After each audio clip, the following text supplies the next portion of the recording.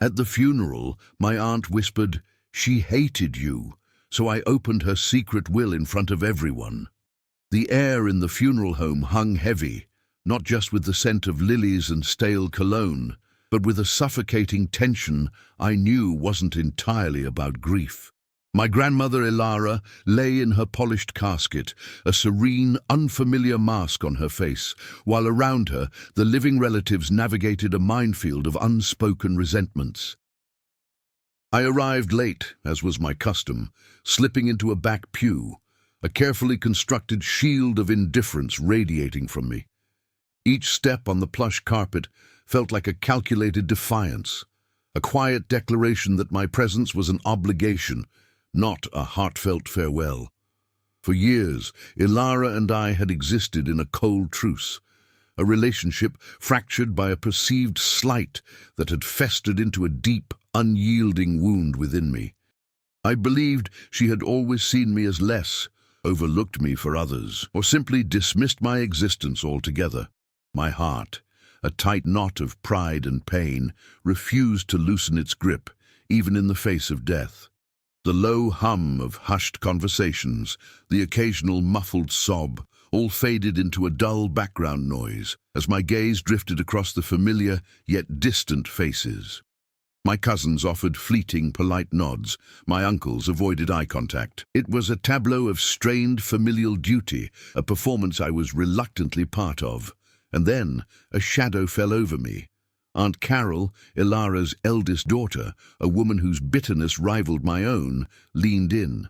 Her eyes, usually sharp and judging, held a peculiar glint of triumph as her lips barely moved. Her voice, a venomous whisper, cut through the quiet like a shard of ice. "She hated you."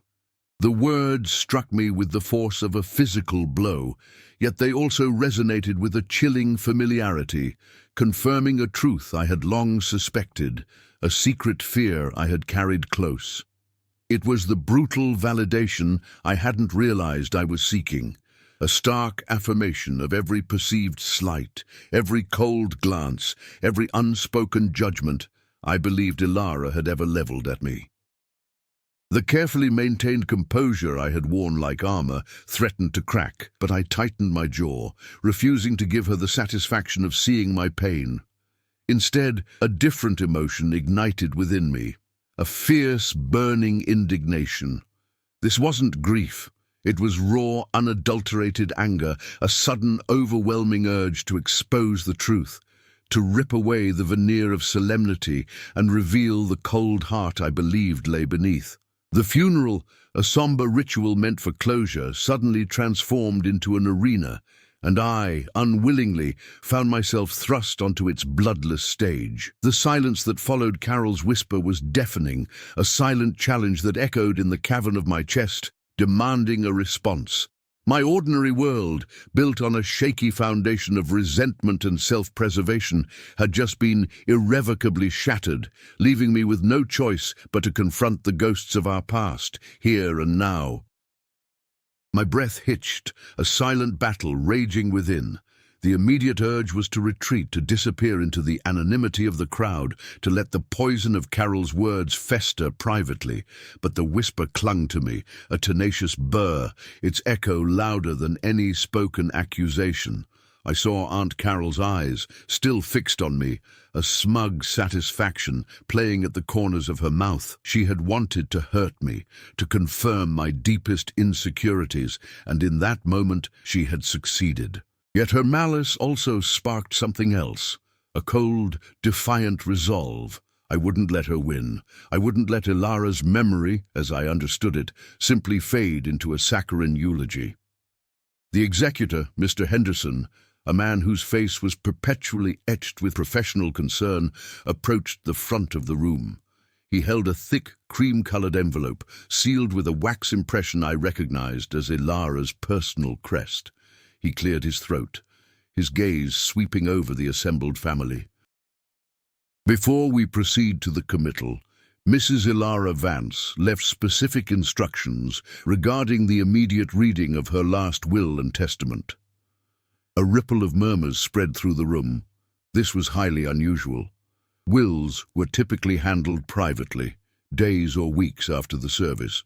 But Elara, even in death, seemed to enjoy orchestrating drama. The sight of that envelope, held so carefully in Mr.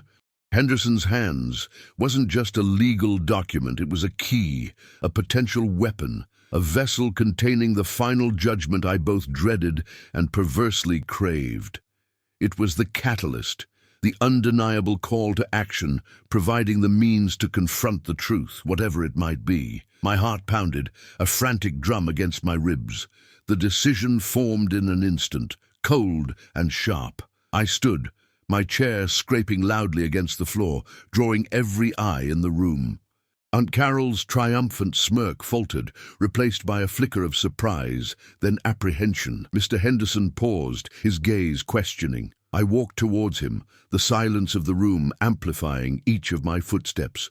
It was a walk of no return, a deliberate crossing of a line. As I reached the front, I extended my hand, my voice, though tight, cutting through the hushed anticipation. I believe, Mr. Henderson, that the will should be read now, in its entirety, here. My eyes locked with Aunt Carol's, a silent challenge passing between us. The executor hesitated, glancing at the other family members, then back at me. He saw the unwavering resolve in my stance, the unyielding demand in my eyes.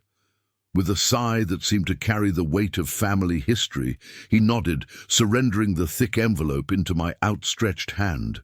The paper felt heavy, substantial, a tangible representation of the burden I had just willingly taken on. There was no turning back.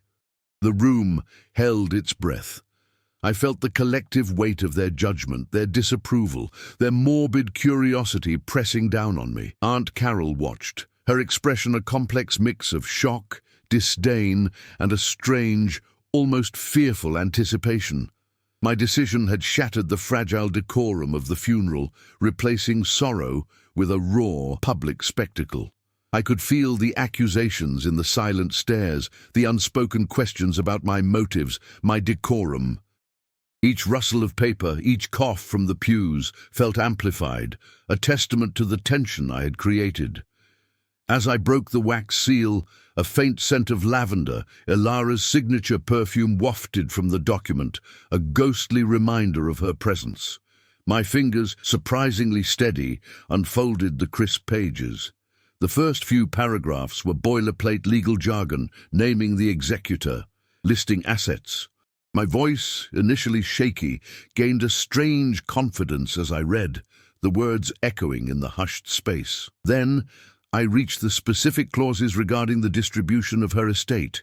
Properties, investments, jewelry, all passed to various family members.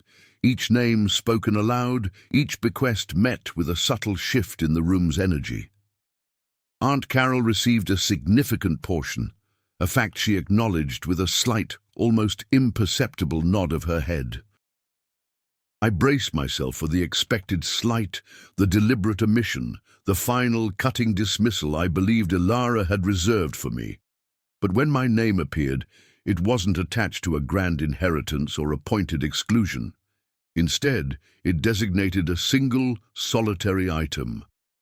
To my grandson, my name, I bequeath the small, tarnished silver locket kept in the cedar box on my dresser, the one with the worn clasp. A collective murmur rippled through the room. A locket? After all the houses and fortunes, a worn locket? Aunt Carol scoffed, a soft, dismissive sound.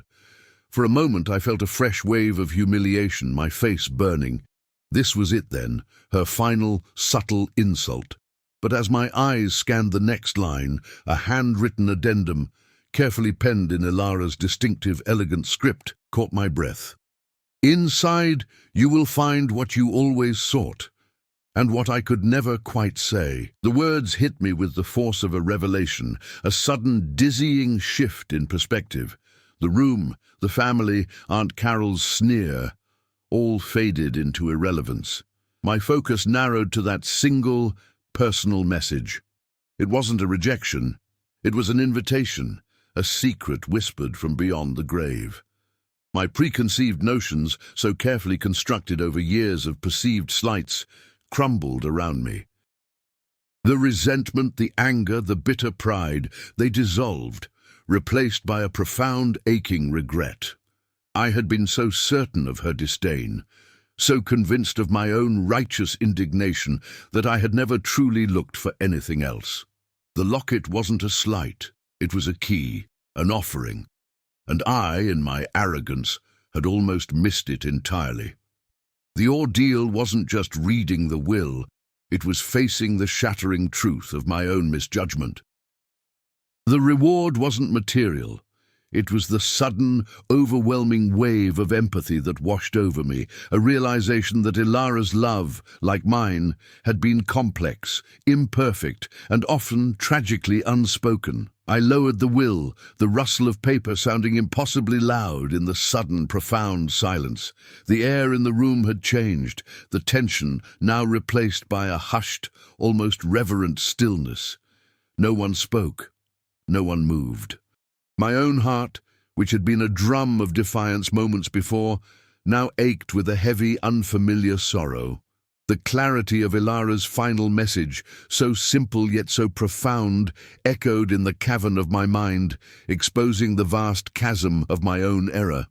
Shame, a cold and unfamiliar sensation, washed over me not for my public display, but for the years I had wasted, for the love I had refused to see, for the judgments I had made with so little understanding. I looked at Aunt Carol, her face now devoid of its earlier smugness, replaced by a flicker of confusion, perhaps even a hint of her own regret.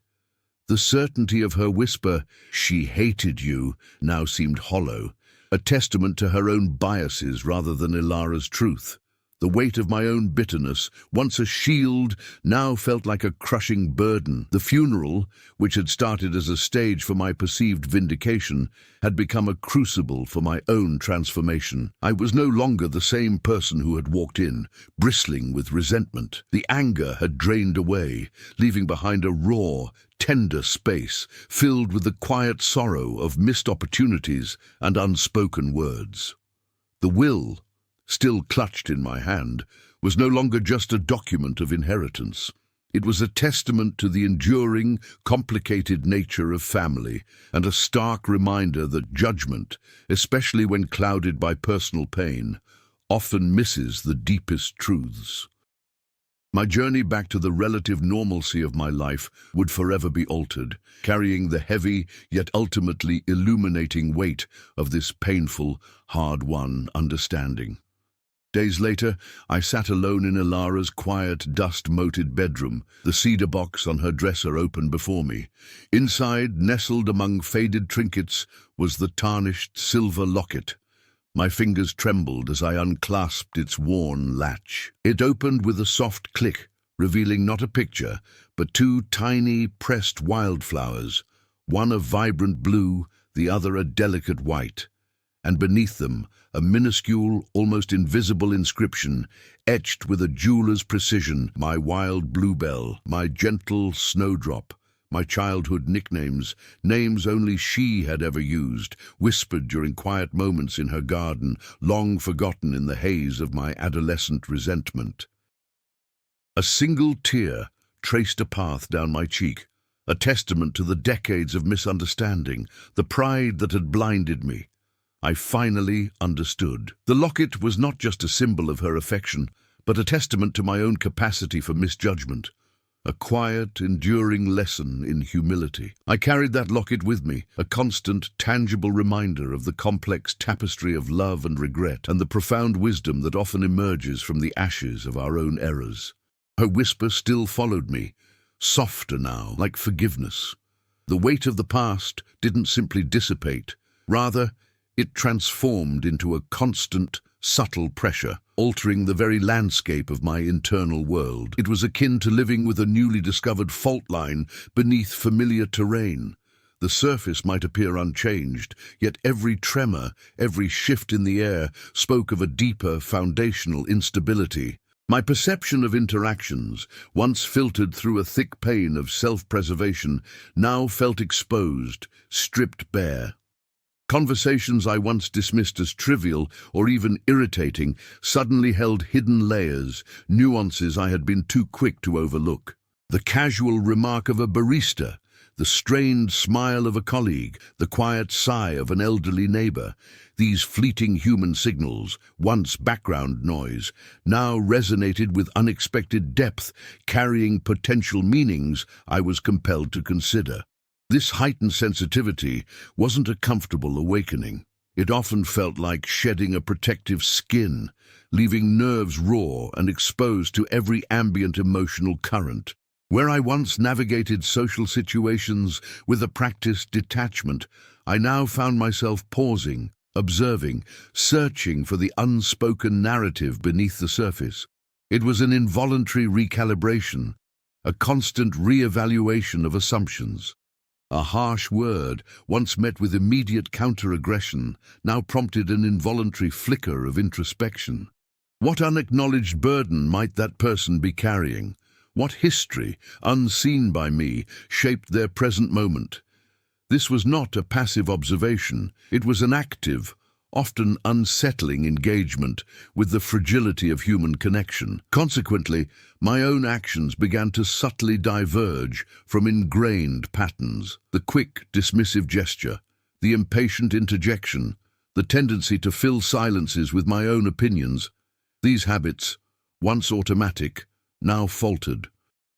A new hesitation crept in, a momentary pause born not of indecision, but of a burgeoning awareness that every interaction carried potential significance, a chance to either bridge or widen a chasm. This didn't manifest as overt apologies or dramatic shifts in temperament, but rather as quieter, almost imperceptible adjustments.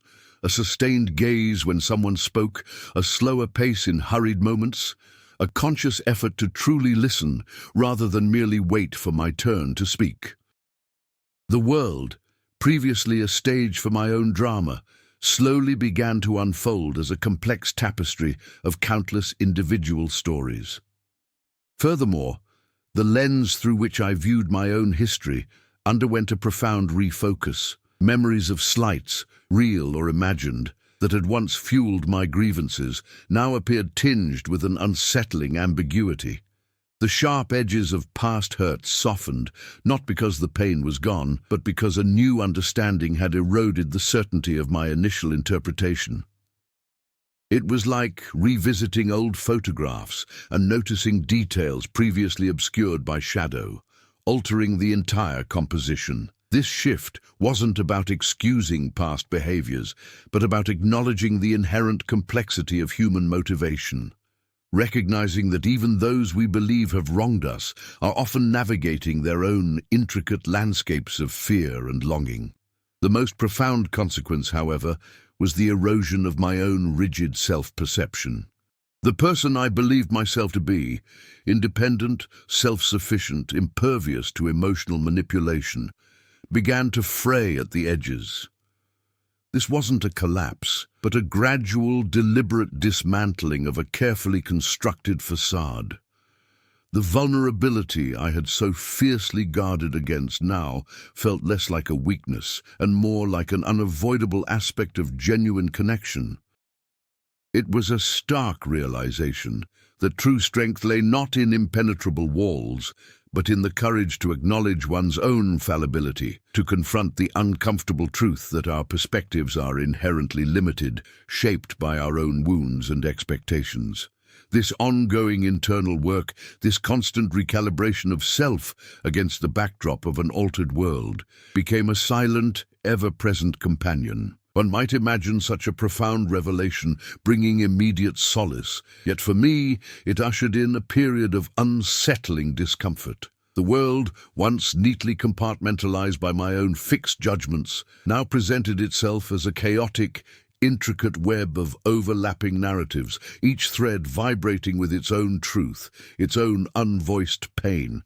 This newfound sensitivity felt less like a gift and more like an exposed nerve, making everyday interactions unexpectedly taxing. The mental filters I had relied upon for years, those convenient screens that blurred inconvenient truths and justified my own emotional distance, had dissolved.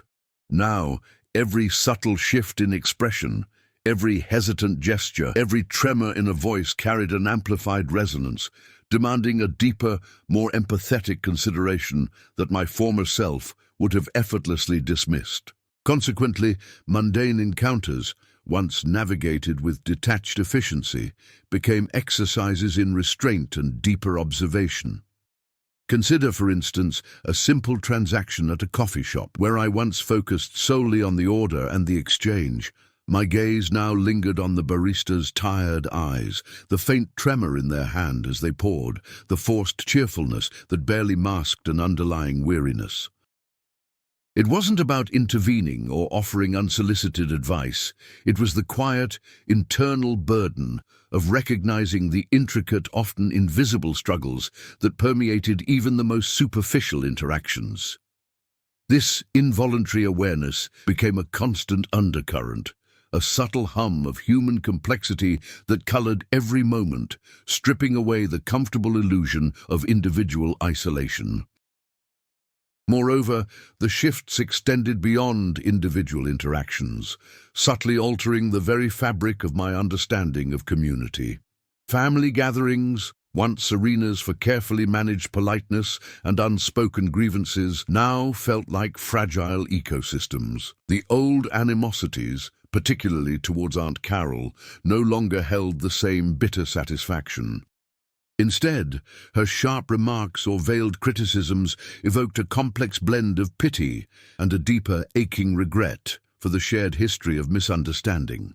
It became clear that her own cutting words were likely born from a similar landscape of unaddressed pain, a mirror reflecting my own past self.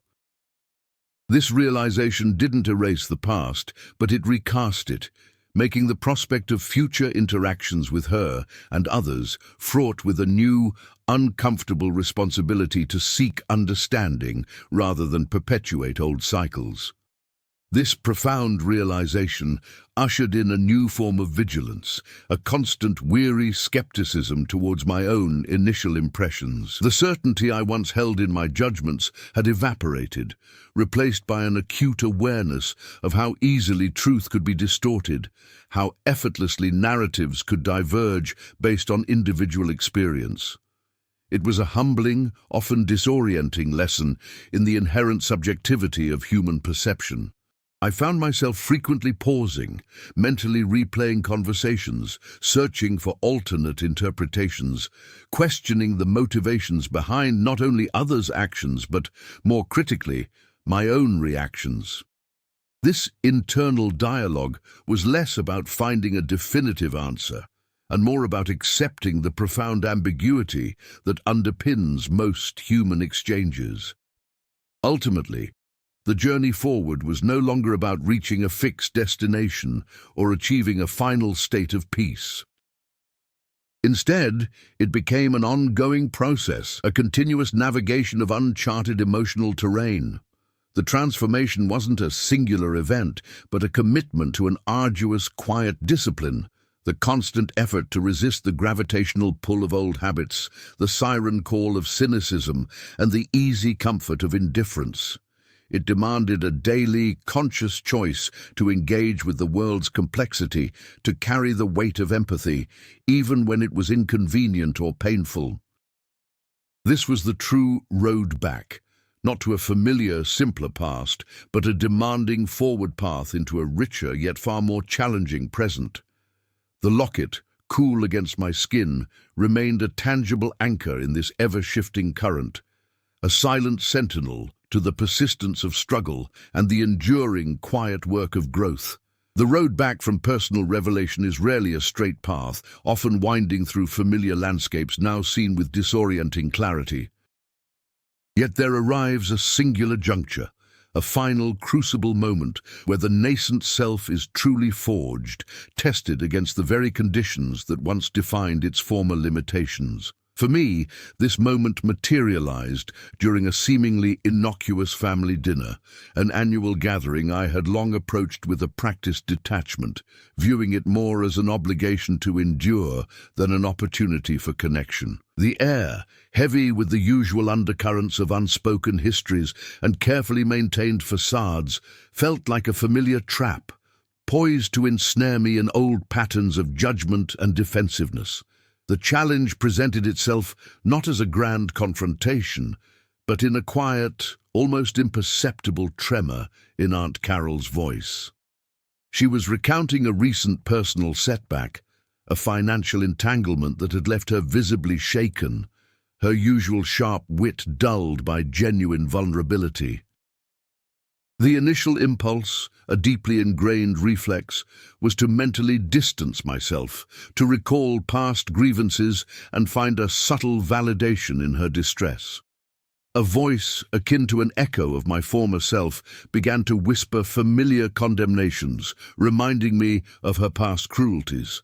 This was the precipice, the final, symbolic test of whether the shift within me was merely an intellectual understanding or a profound, cellular transformation. The decision hung suspended, a delicate balance between the gravitational pull of old resentments and the fragile, burgeoning impulse of genuine compassion. However, something fundamental had shifted.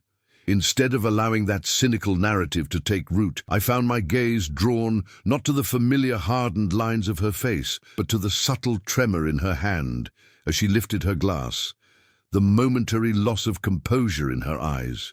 It was a fleeting glimpse into a shared human fragility, a stark reminder that beneath the layers of past interactions, she too navigated a landscape of fear and uncertainty. In that instant, the old, bitter version of myself, the one that thrived on perceived slights and nurtured grudges, finally truly dissolved. I leaned forward, not to offer advice or judgment, but simply to meet her gaze, a silent acknowledgement of her distress that transcended our fractured history. It was a conscious, deliberate act of extending warmth where coldness had always resided, an unburdening of the past in favor of a present moment of shared humanity. The immediate effect was palpable, a subtle but distinct alteration in the room's atmosphere. The tension, which had been a constant companion in our family gatherings, seemed to soften almost imperceptibly. Aunt Carol, startled by my unexpected attentiveness, faltered in her story, then continued with a newfound candor, her voice losing its strained edge.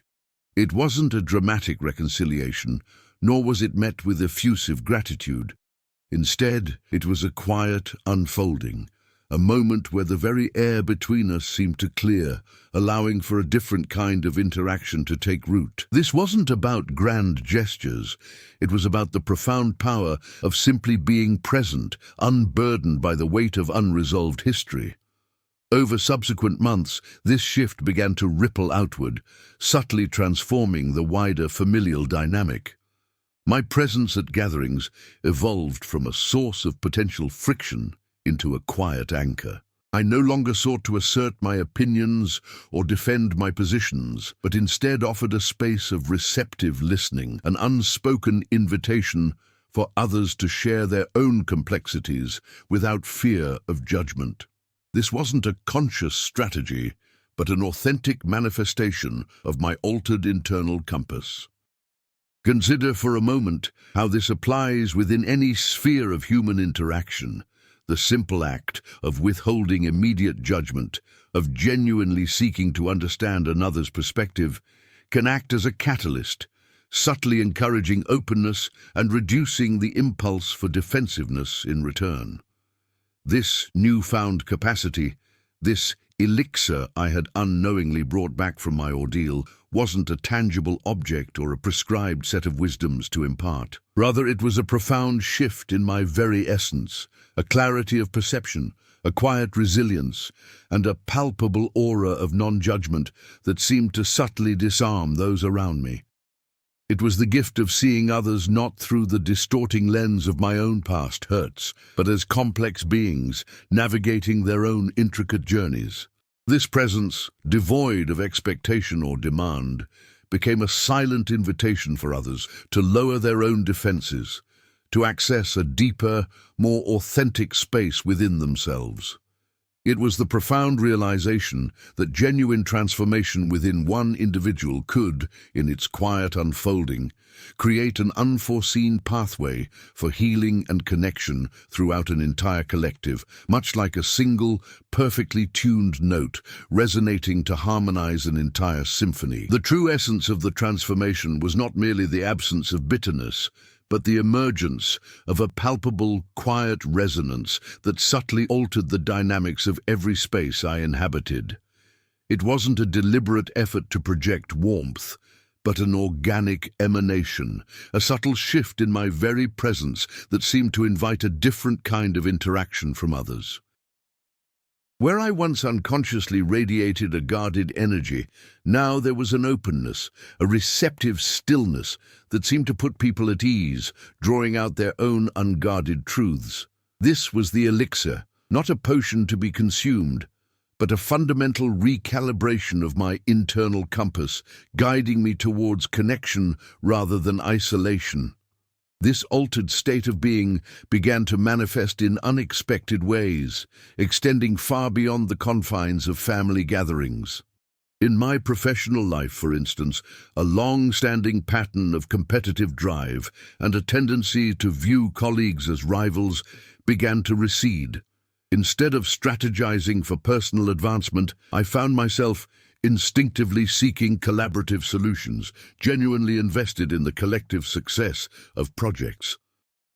When faced with disagreements, my initial impulse to defend my position gave way to a patient inquiry, an earnest attempt to understand the underlying motivations and concerns of others. This shift didn't make me a pushover. Rather, it imbued my leadership with a newfound authority, one rooted in trust and mutual respect, fostering an environment where innovation flourished through shared purpose, not individual ambition. Furthermore, this internal realignment profoundly influenced my engagement with the broader community. Previously, my involvement in civic matters had been perfunctory, driven by a sense of obligation rather than genuine concern. Now, however, the narratives of strangers, the struggles of local businesses, the challenges faced by marginalized groups, the quiet triumphs of grassroots initiatives began to resonate with a deeper, more personal significance. I found myself drawn to opportunities for authentic contribution, not seeking recognition, but simply compelled by a desire to alleviate burdens and foster collective well-being. This wasn't about grand gestures, but about recognizing the intricate interconnectedness of individual fates within the larger tapestry of society, understanding that a rising tide indeed lifts all boats. Consequently, the legacy of Elara's final, unspoken message became not a burden of regret, but a living, breathing testament to the profound ripple effect of internal change. It was a testament to how one person's journey from entrenched judgment to expansive empathy could subtly yet powerfully influence the emotional climate of an entire ecosystem of relationships. Now consider how this applies when you encounter moments of entrenched conflict or long-standing misunderstanding in your own life. The most potent catalyst for change might not be a forceful argument, but the quiet, unwavering presence of an open heart, willing to listen and to truly see. This subtle shift, this offering of unburdened presence, has the capacity to gently disarm, to invite a different kind of response, and ultimately to begin to mend fissures that once seemed irreparable. Ultimately, this narrative is a quiet affirmation of the transformative power of empathy, a gentle reminder that the deepest connections are forged not through perfect understanding, but through the courageous willingness to try. It illustrates that the most liberating act can be the relinquishing of our own perceived right to be wronged, allowing us to step into a space of shared humanity where healing, however gradual, becomes possible. The scars of past misunderstandings may never fully vanish, but they can be transmuted into wisdom, serving as compass points, guiding us towards a more compassionate engagement with the world. This is the profound implication that by daring to look beyond our own pain, beyond the surface of others' actions, we unlock not just a deeper understanding of them, but a more expansive, more authentic version of ourselves. The whisper of the wild bluebell, once a secret solace, now resonates as a universal invitation, a soft, enduring call to cultivate the tender garden of human connection, one act of understanding at a time. It is a quiet melody, persistent and hopeful, guiding every step towards a future woven with threads of genuine